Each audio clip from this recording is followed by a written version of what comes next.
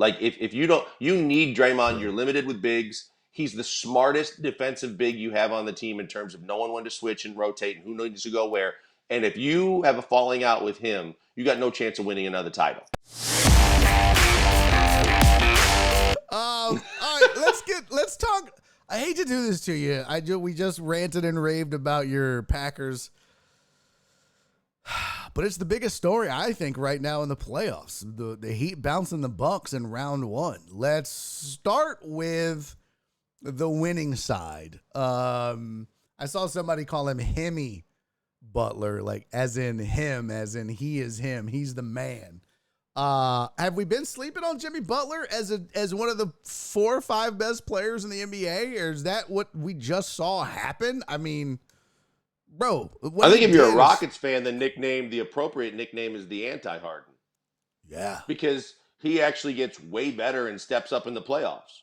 Like right? He carries his team when he's supposed to, and so all the credit goes to Jimmy Butler and the Heat, especially because you lost Tyler Hero. You were ready to give up on Kyle Lowry. All those guys, I mean, you were overpaying Duncan Robinson to sit on the bench and be a spectator until he wasn't. And when he wasn't, he became Tyler Hero. Like, all the kudos in the world to Eric Spoelstra and the Heat. The problem is, if you're the Bucks, you built this team for this exact time of year. The only problem is that you relied heavily on your best player never becoming injured. And even a non-series effective injury. Like, he wasn't out for the entire series, but he was out long enough that what you did with Chris Middleton all year stabbed you below the belt. Like, you gave Chris Middleton too much time, too much rest, and too many opportunities to get right, so that when you needed him most, he wasn't even your second best player. He wasn't your third best player. He was a player. And you got boat raced by a team that was the 8 seed. So you're lying in it. I appreciate Giannis's honesty in saying it wasn't a disappointment or a failure. You saw the post game, very passionate about that. Yeah, I love that about him, and I think that's great.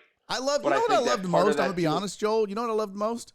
The fact that he was like, you could tell he wanted to say, bro, you've never played sports in your life. You don't understand. But he goes, you know what? Let me not get personal. I really respected him for showing self-control like that. When you could tell he was obviously really upset, having just been bounced and embarrassed by an 8 seed. And but you know what the other part of that too, Barry, is? Question 2 years in a row. He cares too much that he takes ownership. He knows it's on him. Yeah. He knows there's nothing he can do about falling down and hurting his tailbone and his back. But he knows because it happened, it's on him that his team got bounced too. So Middleton comes up this year. It's his option. If he opts in, he should. Because I don't think he's getting that money from anybody else. And if he doesn't, if you're the Bucks, you throw a parade and go looking for your next number 2 or number 3. Because Drew Holiday's a capable 2. Yeah. But you go get yourself a number 3. You have to pay Brook Lopez. But I thought it was the deepest team in the league. And I told you, I thought it was Suns-Bucks finals again. So the rest of the Eastern Conference is rejoicing because of one fall and one back injury. It's anybody's ball game in the East. I think it's Philly, it's Boston, and it's great. I saw the talking heads saying, "Wow, why wasn't Giannis guarding Jimmy Butler? He should have guarded Jimmy Butler. That was the thing. I don't understand. You got to let your best player guard Jimmy Butler. One, as athletic and as great as Giannis is, with a bad back, I'm not so sure that would have been. You've got one of, if not the best defensive players in the NBA on your team in Holiday. Why would you put Giannis on him? That doesn't make sense. I think that's to you me just anyways. hit it. Yeah, you hit it right on the head. I mean, if you know that Drew Holiday is all defensive team, you don't need to put anybody else on it, right? I mean, because you need help on Bam Adebayo, especially when at the times when Lopez is out. Plus, he's hurt. Yeah. He just hurt his tailbone and his back. Do you think he wants to be chasing a smaller player all around the court when you rely on him so much offensively to dominate from time to time? I can't see it. I understand that some criticism is fair of Giannis because he's still not a great jump shooter. And offensively, think about the one game where Holiday was going back and forth with Butler in the game that he had 56. And the one time he didn't, Giannis felt like he had to get to be a part of that. And he tried a kind of off-balance jump hook in the paint that missed badly. They ended up capitalizing. It ended up being a turning point in the game. You love your best player to take over, but offensively shooting the basketball and making offensive moves is not Giannis's forte. It's driving to the basket. It's capitalizing on his God-given long reach and his physicality. But when you tell him, hey, go get me a bucket on the wing facing up, or go get me a bucket with a jump hook or a touch shot, I'll take a Yep. lot of other people before I'll take Giannis. Yep. Totally agree with that. I mean, he's unstoppable, but what one of the things that Eric Spoelstra talked about, and I don't know why, you know me, I never watched post-game press conferences. I always thought it was a waste of time. But for some reason, I was really into this because I was fascinated with the 8 versus 1 thing and the dynamics. And I self-professed I am a Eric Spoelstra stan. I said he is head and shoulders the best coach in the NBA, and it's not even close. And people were like, Tony Dallas was like, oh, not even close with Steve Kerr. Yeah, you think Steve Kerr's beating the Bucks 8 versus 1? You really think that? You really think that? Eric Spoelstra, ever since LeBron and the Big Three left Miami, has done nothing but win in scenarios where he was not expected to win. I love me some Eric Spoelstra. I thought he did another great job last night. 3 of his star players fouled out in that game. 3. Most other teams crumble, not Eric Spoelstra. And he's not the best coach in the league. He's not just because Greg Popovich is still coaching. I mean, Greg Popovich. But I'm saying now, Pop has the skins on the wall, but I mean, so does Eric Spoelstra actually. But Pop has the longevity. But I'm in my opinion, Joel, right now, if we did a coaching draft, who you taking first? I'm taking Eric Spoelstra all day. He's up there, and I'm trying to think of who else would be in that conversation. I don't think Williams, Doc Rivers maybe with the job he did in Monty Phoenix Williams is one that did cross my mind because Steve Kerr, Nick Monty Nurse Williams was a guy Pop. that did a lot with a little. Steve Kerr was gifted one of the greatest rosters of talent that you could possibly, just with the big 3 But or Mark 4. Jackson couldn't win with him, so you got to give Kerr credit. But Barry, sometimes the best NBA coaches are psychologists. You know, True. I mean, the fact that you can just get guys to table their ego and understand for the common good, it's about team. Yeah. Well, Phil Jackson, I don't think was a great X's and O's coach. Newsflash, but I think he was a hell of a psychologist. Yeah, and he knew how to get through to players. Yeah, which matters. And look, they said the big problem with Mark Jackson was his religion often took precedence over basketball. It was a big part of it. It was a big turn. And he didn't believe in Draymond Green. And I remember the game here where the Rockets were breaking the record for most threes in a game. And Draymond Green was so out of Mark Jackson's rotation, he put him in at the end of the game to make sure he hard fouled Chandler Parsons and anybody else so they didn't get a bucket because he was more hell-bent on playing David Lee at power forward. And it was like, bro, how'd that turn out for you? Yeah. You lost your job and Draymond Green turned out okay.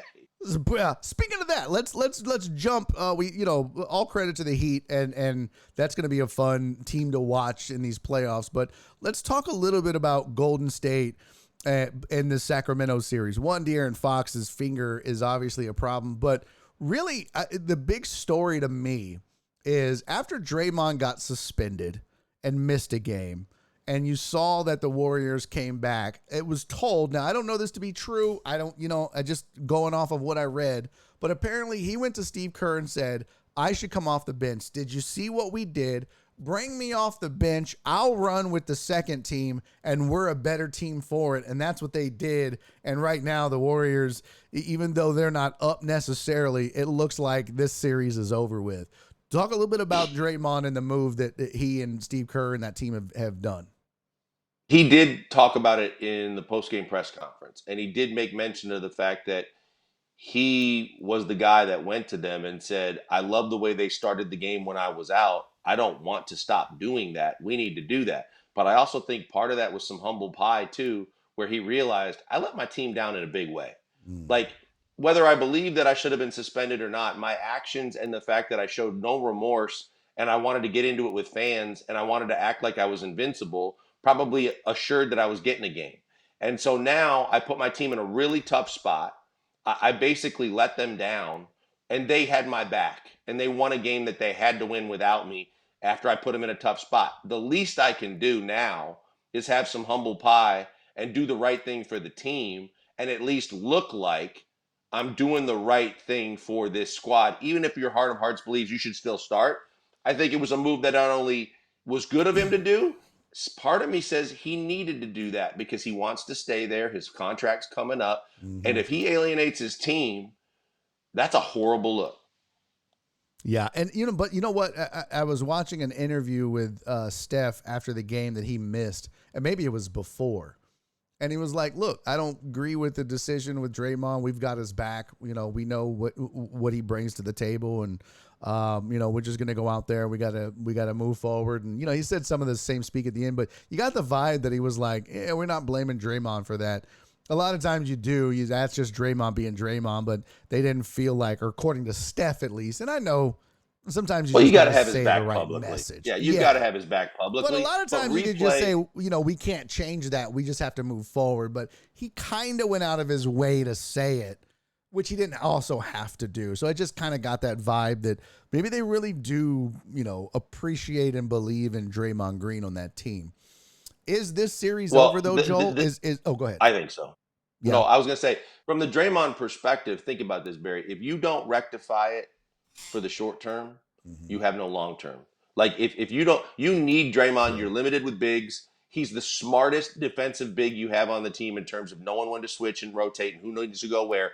And if you have a falling out with him, you got no chance of winning another title. With him, even if it's just for the rest of this season, and then after the season you address it and go, look, what you did was BS, and we're not going to tolerate that anymore. And then maybe Steph or Clay or someone else steps up and says, wasn't cool, bro, and we're not about that life.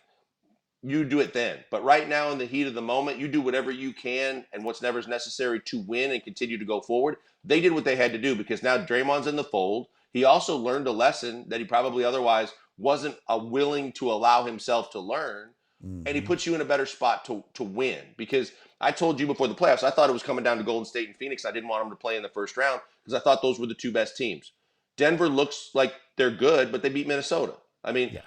the Clippers, they kind of basically, thanks to Kawhi Leonard again, folded up a tent and went home when it looked like that could have been a hell of a series. But I think that Golden State and Phoenix, that would be I don't think anybody would be complaining and tickets wouldn't be a problem to be sold if that's what your Western Conference Finals was. My So I goodness. think we got a chance to see that as a basketball fan, and that's outstanding. But I think Golden State did what they had to do both with Draymond and then last night. Because I told you, I just didn't know if they could win a game on the road. I knew they were going to be Yeah. fine at home with or without Draymond. The fact that they won that game in a hostile environment against a team that was feeling themselves, that thought, hey, we got all the momentum in the world and we're rolling, and you basically ripped their hearts out on their home floor. Yeah. Series over now to me. Golden State's did what they needed to do. And again, they proved whether you like it or not. When we flip that switch, when we got most of our, if not all of our guys, we are a very dangerous team. And to see Steph that fired up about a win, because I think Steph knew, like all of us, to go on the road and get a win. You only won 11 games all season. And in a 7-game series to go on the road and get one, which you absolutely had to do. There was just no ifs, ands, or buts about it. If the Warriors wanted to advance, they had to do the one thing they couldn't do very often, and that's win on the road. And they got it out of the way early. They got 2 more games now, which is big for them. So, they come back. Well, but the other to thing San was they Francisco already up knew 3-2.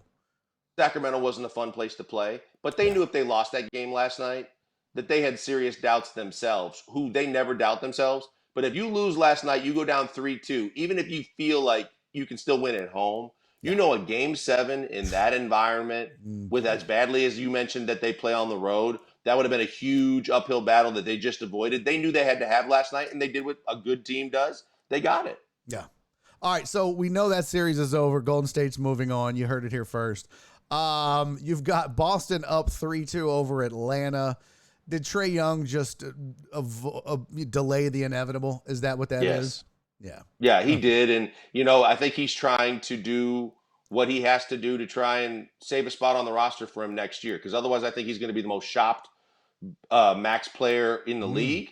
I think that the fact that he got his coach fired mid-season, and it was right after his coach had the cojones to suspend him for a game and sit him down for being late for a shoot-around and not following coach's directions, sent a clear message. And I think that what he did showed that, hey, whether it little too late or not, but he got the message that I'm not invincible. I'm not the guy that stays in Atlanta as long as I want to. And if I'm not careful, I might be playing somewhere I don't want to play next year because he pushed it too far. Too many superstars that make all the money think they also make all the decisions these days. and the harsh reality, and good on the team for basically saying, I'm not going to be the Texans or the Rockets or teams that hear a guy wants to be traded and just go, okay, where do you want to go and how quickly should we do this for you? They say, you know what, bro? Sign a contract. We're paying you a ton of money. Do what you're supposed to do. Yeah. Or whether you like it or not, we'll trade you. Yeah. Yeah. And that's going to be interesting how that plays out. But I agree with you. And I think Trey was feeling himself for a guy who looked like his career was headed in an amazingly positive direction. Now it's sputtering. But that series is over. Los Angeles up 3-2 on Memphis. Lakers up 3-2. Does Memphis have what it takes? Do they have enough to come back in this series and beat the Lakers? I want to say yes, but you're missing Brandon Clark and you're missing Steven Adams and you're missing guys that give you depth to try and take Anthony Davis out of a series that he does his best sometimes to take himself out of. You need more guys too that you can throw at a LeBron James, and Clark was a guy that was athletic enough and had size enough to stay with a LeBron James. I think it's the biggest concern if you're Memphis. I think AD is just too fragile. You can find a way to he gets lost in the shuffle, but LeBron and Dylan Brooks should be basically chastised by his teammates because you could have left a sleeping bear alone, but when you poked him, you damn well knew there weren't pleasantries when LeBron talked to him pregame either. He basically was trying to look happy while he basically told him, I'm going to show you I still got plenty left in the tank, young fella, and you probably shouldn't have done what you did. Now, last night he disappeared a little bit, but overall, I think the biggest concern is one. So did Dylan Brooks. Like Dylan Brooks, you might have went a little too far with you picked the wrong dude, because now he's still shining, and you look like you are scared to death when you are booed. And did you see when AD blocked his shot? It was so funny. AD got a monster block, sent it to the 5th row, and Dylan Brooks turned around, and it's AD and LeBron standing side by side looking at him, and he turns and he goes.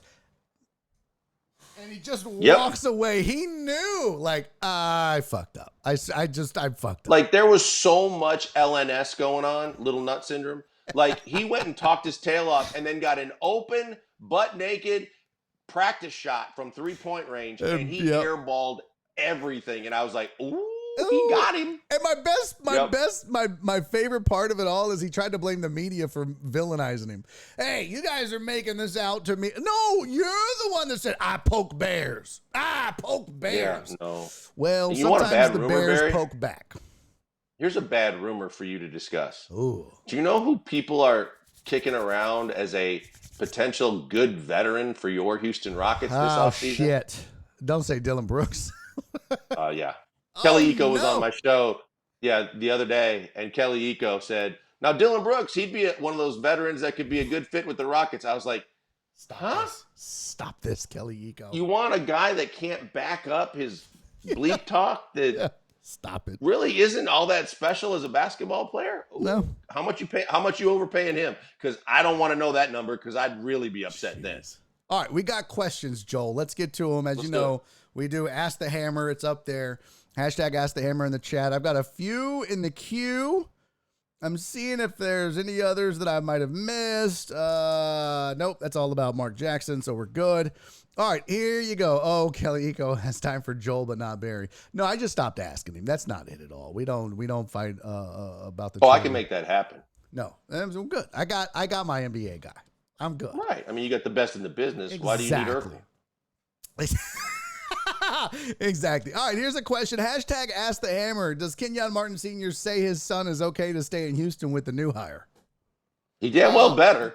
I'm so tired of it. hearing a Kenyon Martin Sr.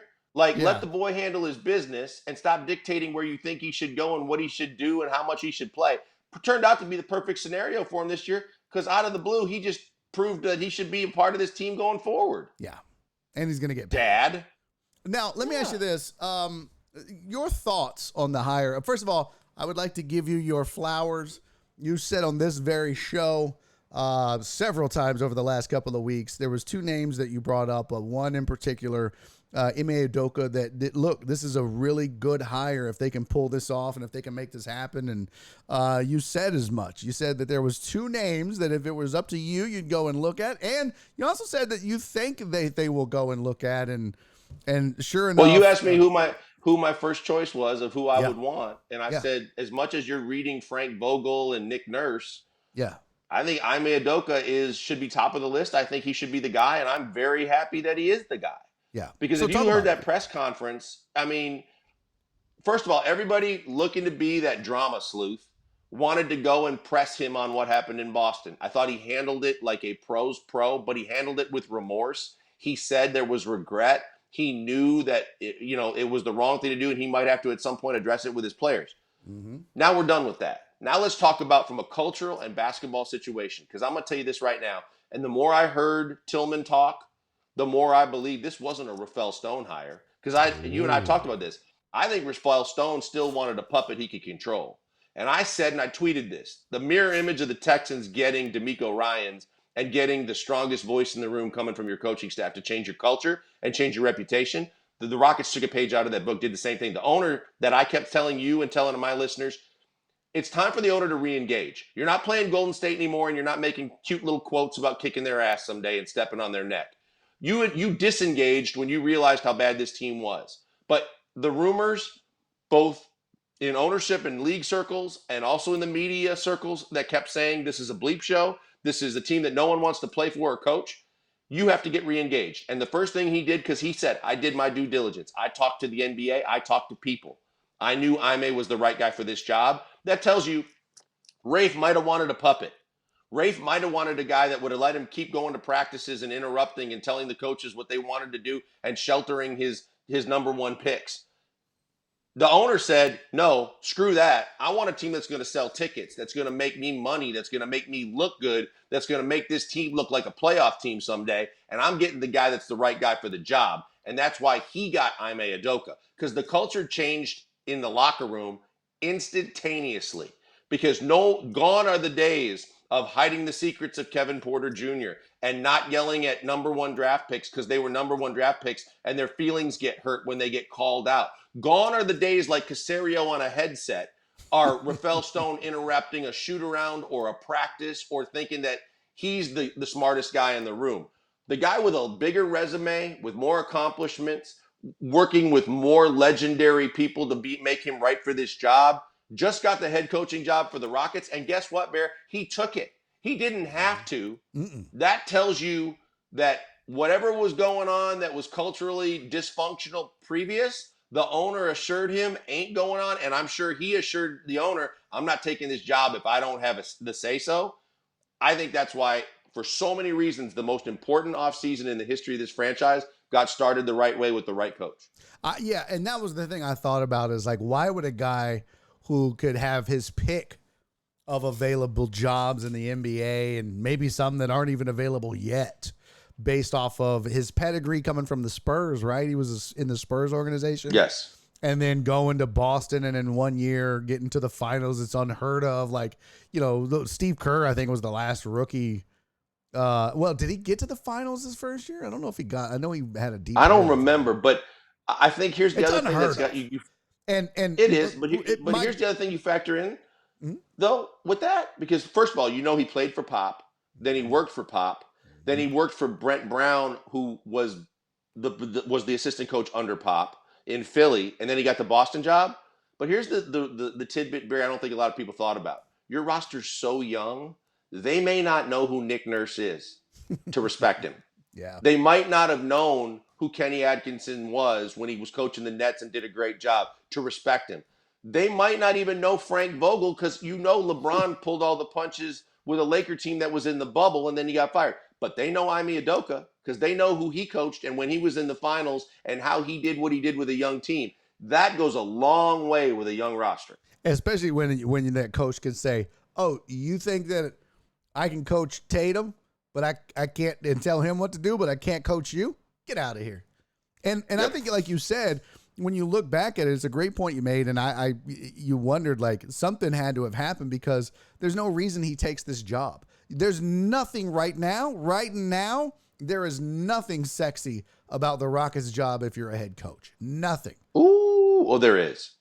There is, because you You've got got an ping pong overbearing balls. GM, like you said. But you got balls, Shows Barry, and up. you know how much you love when you have balls. You got balls, and that means something to a head coach going, you know what? As good as when I'm comparing rosters, I'm looking at the rosters that are current, and then I look even further and I go, and wait a minute, I got a 14% chance of getting Victor Wembanyama? Yeah, but that Okay. means you also have an 86% chance of not getting him. And that's I would be Okay, but looking then at I it. could get Scoot Henderson, or I got a very huge, Man. a large percentage chance of getting a top 3 pick in the NBA to Yeah. add to a young roster, to add to a salary cap that's going to be 60 million under, getting Yeah. John Wall's money off the books. So I've got things that coaches would die for. Sometimes you get a roster, you have no money and no leeway and no draft picks. Now you get the exact opposite. You got a young roster that has not been touched. It Yeah. hasn't been molded. It hasn't been coached. So to your point, the first thing I say to Jalen Green and Kevin Porter Jr. and Jabari Smith and Şengün is, you ain't done nothing yet, because you aren't Jason Tatum and you aren't Brown and you aren't Smart and you aren't the guys I've coached. So you either want to fall in line and do what I think and what I want to do, or between me and you, I think there's a pretty good chance I'm staying before you are. So you got that going for you. And then on top of it, you go, and wait a minute, I got 60 million to play with if I want some bets to come here. I've got the number 1, 2, or 3 pick in the draft. Okay, I can work with that. Well, I tell you Toronto what, doesn't have that. yeah. And yeah, the cap space and the picks and everything else. But I think you're right. There's really, you can build around a bunch of guys players who haven't really lived up to their draft slot yet, or you can bring in a coach who has a proven track record and skins on the wall and build around him by moving some of these guys out and using the money. And the other thing I think that we haven't really discussed, you mentioned, but bro, no veteran wanted to come to Houston, but now with Udoka as the head coach, you have a much better chance of getting some quality veterans that would agree to come to this team and play. And the other, Toronto, you ain't going there because customs sucks if you're in the NBA. Every time you go in and out of the country to go through customs, you have no idea how badly that sucks. Think your worst TSA nightmare every time you and the team leave and come back. Secondly, taxes. No NBA guy wants to play in Canada because of the taxes if you're a U.S. citizen. Thirdly, you don't know what that roster has and what it's going to be, and there's a ton. You don't have any cap room. Van Vliet and Gary Trent Jr., some of these guys are sucking up money that now they want to try and unload and find a taker for, which is going to make your roster worse before it gets better. Detroit, I'm sorry. Houston wins that 10 times out of 10. There's not enough deodorant in the world to try and put it on that armpit and tell me that it smells better than Houston. So of those 3 jobs, and they had to act fast now too, because Udoka had a relationship with Masai Ujiri in Toronto. And so when you got Nick Nurse on your list, you ran the risk of taking Udoka off your list because of their relationship. So you had to jump real quick before there was a chance. And so it was a win-win for both parties. Udoka probably got more money because of it, and the Rockets got their guy and didn't have to worry about being in a bidding war with Toronto. So it works out. But you're right, from a player perspective, now we're really going to see, as a Rockets fan, this is why you want him. He's a defensive-minded coach. Yeah. He's going to make these young kids play defense. There ain't no more getting back on D when you miss a shot, or complaining to an official that you got fouled.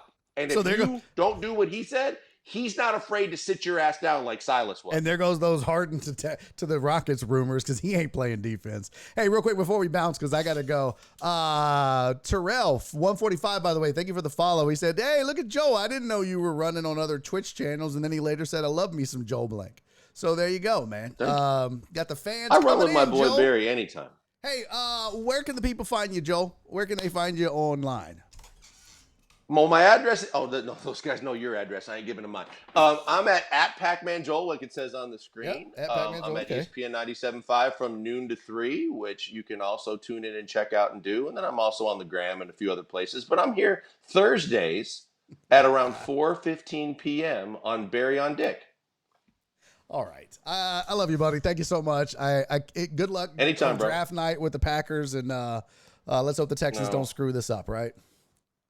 No, the Packers already screwed it up. I'm just going to watch and learn. Buddy, I appreciate you. That's Anytime, Batman bud. Joe. Y'all make sure you go follow, man. Always great to get the best in the business coming in here, giving us NBA and more when asked to do so.